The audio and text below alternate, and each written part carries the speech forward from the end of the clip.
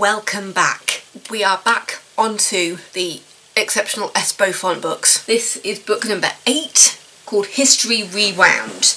I read this on my Kindle app. Let's get that blurb out for you, which is on my computer, because I'm reading a massive book with over 1,000 pages and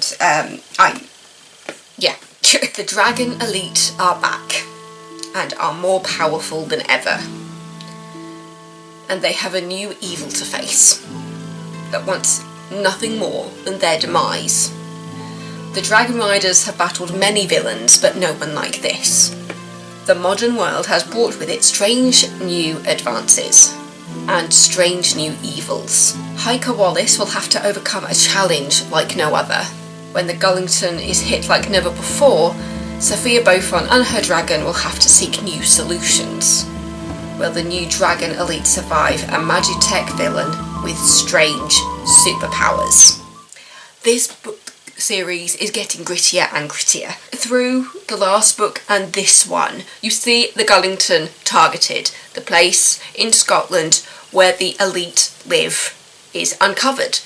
In the last book, a woman called Trin posed as a reporter and managed to get enough information to pretty much figure out the location of the Gullington. She basically confused Hiker into saying that they are located in Scotland, which was enough for Trin to figure stuff out. Because in the last book, you find out that they've somehow managed to dismantle the protective magic that is surrounding the Gullington. The barrier, basically. They call it the barrier. The barrier is down. The Gullington is falling apart. Ainsley is becoming more and more forgetful. And Quiet, the groundskeeper, is very, very ill. In the last book, it is implied that Trin managed to get Ainsley to, I say buy, she literally gave away these herbs to Ainsley in the market, and we think that is how that Trin managed to infiltrate the Gullington, because Quiet was the only one that ate the food. Everyone else was like, oh no, that just by smelling it they knew it was too spicy, but Quiet was able to eat it all.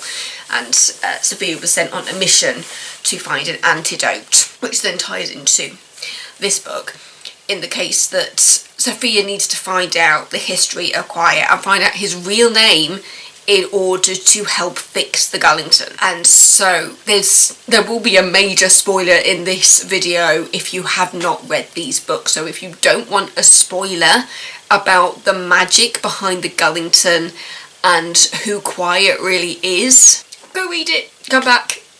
I say that. So going forward, I am assuming that anybody who is here either doesn't mind the spoiler or has read the book. Quiet is so much more important than you realise. In the quest to find out Quiet's real name, basically the quarters that Quiet has in the house, in the castle, nobody has ever been able to access before. But now that the Gullington is falling apart and the magic surrounding it is all haywire, it means that Sophia can access Quiet's room. And she goes in, after the events of the last book, they're going, take this antidote, you need to take it, and Quiet is refusing to do his part of taking the antidote, which is to reveal his name to her. And so Sophia is sent on a mission to find out that which houses Quiet's soul, something along those wordings, which she gets an idea of what it could be based on the fact that the boat on the lake, which some of the invaders were able to get into the premises, there's a picture of it, the McAfee, in Quiet's room. So when Sophia sees the picture and then they start talking about how the Gullington was infiltrated and the fact that there is this boat on the lake which they previously thought that nobody could get across it, nobody could access it, especially because there's a monster at the bottom of it which always killed Sophia and Wilder? Was it Wilder or was it Evan? I think it was Wilder. Yeah, because it was the Arrow and Wilder works for Father Time now. There's so much, just so much. But yeah, I've been under the illusion that nothing could go onto this lake.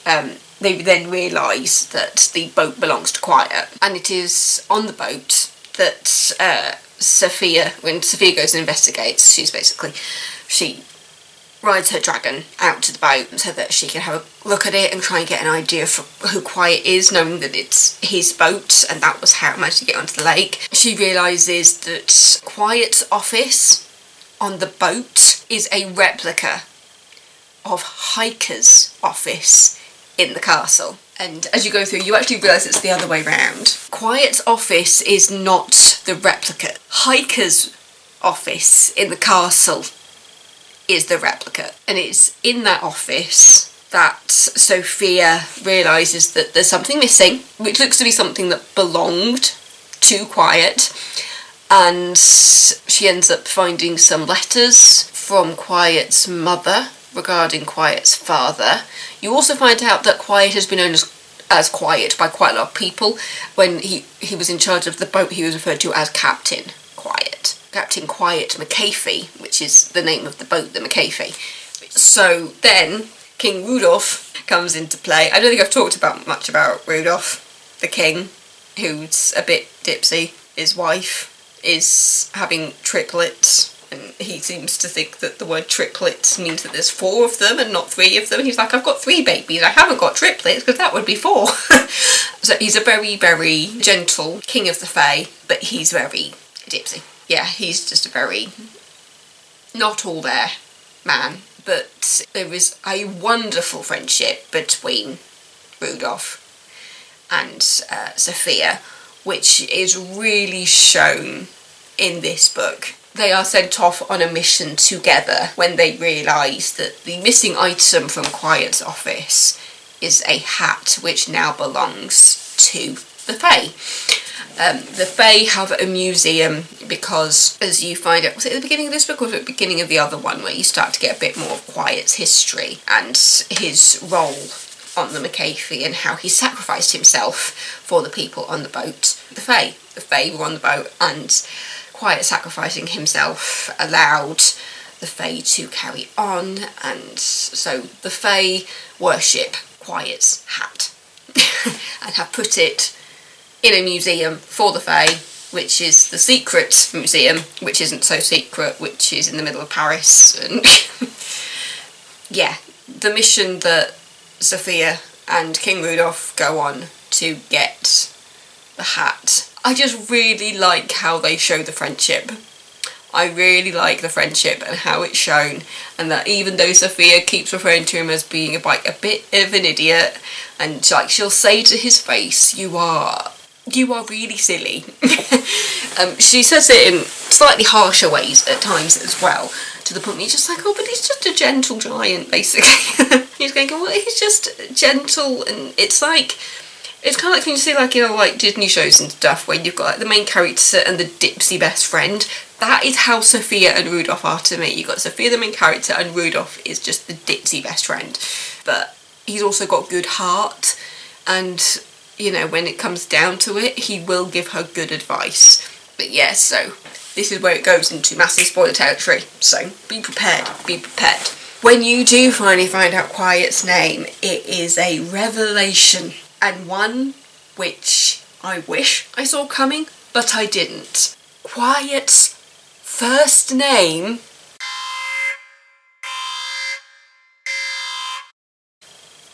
is Gullington. Quiet is the soul of the castle. It is Quiet that has been communicating to Sophia through the castle.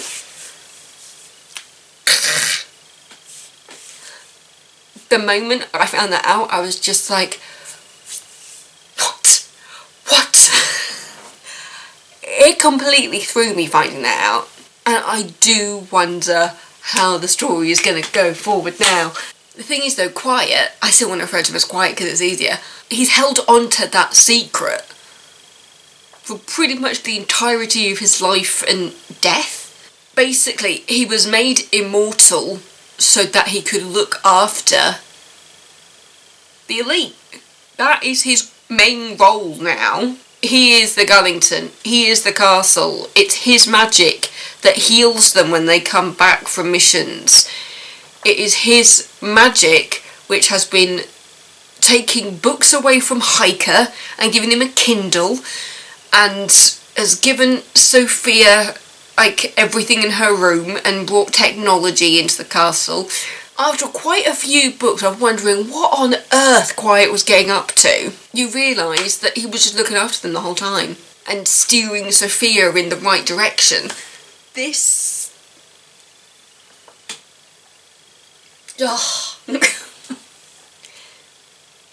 just...